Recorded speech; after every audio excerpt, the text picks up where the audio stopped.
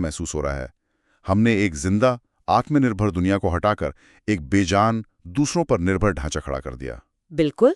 सड़कें और इमारतें खुद में जिंदा नहीं होती, उनमें जीवन तब आता है जब इंसान उनमें रहते हैं। लेकिन अगर उस पूरी प्रक्रिया में हवा और पानी ही जहरीला हो जाए तो वो कंक्रीट के ढांचे भी बेमानी हो जाते हैं। वो एक सुंदर देखने वाले रेगिस्तान की तरह हैं। और फिर कविता अपनी आखिरी और सबसे शक्तिशाली पंक्तियों पर पहुंचती है।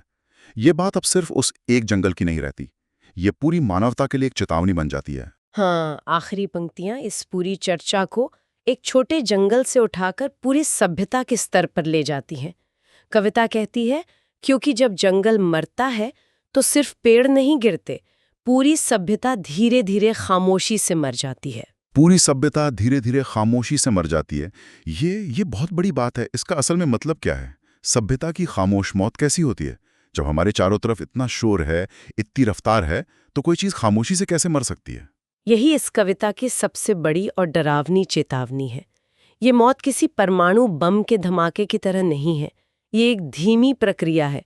हवा में धीरे धीरे जहर घुलना, जमीन के नीचे पानी का स्तर गिरना, मौसम का धीरे धीरे बदलना, पंछियों की कुछ प्रजातियों का हमेशा के लिए गायब हो जाना, ये सब खामोशी से होता है। हम इन बदलावों के इतने आदी हो जाते हैं कि हमें पता ही नहीं चलता कि हम एक मरती हुई दुनिया में जी रहे हैं। सही बात है। पंछियों का गीत कब खत्म हो गया हमें शायद याद भी नहीं रहता।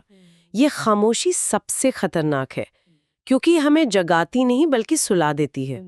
अगर मौत शोर मचाते हुए आए तो शायद हम जाग जाएं, पर खामोश मौत का तो पता भी नहीं चलता जब तक बहुत देर न हो जाए। बिल्कुल।